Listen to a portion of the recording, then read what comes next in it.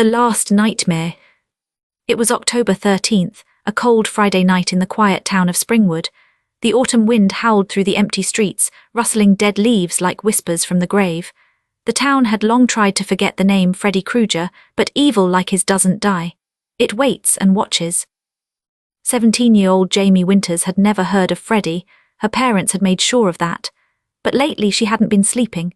Every time she closed her eyes, she saw a shadowy figure with a charred face, a striped sweater, and a bladed glove scratching at the edges of her dream.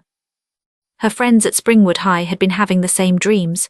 One by one they started calling in sick, too scared to sleep. Then they started dying.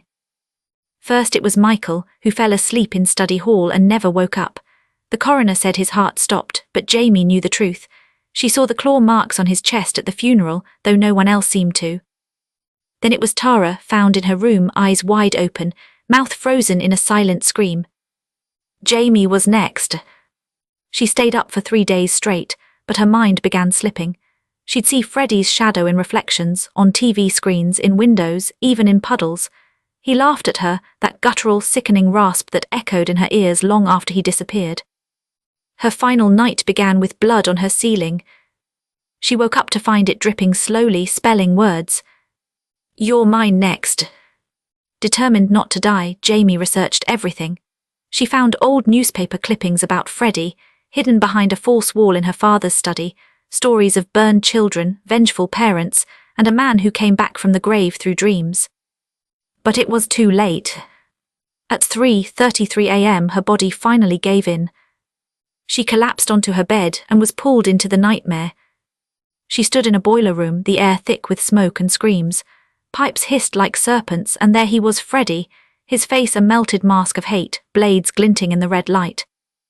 "You took too long," he growled, dragging his glove along the wall with a horrible screech. "Now you'll never wake up." Jamie ran, heart pounding like a war drum, but the halls twisted endlessly.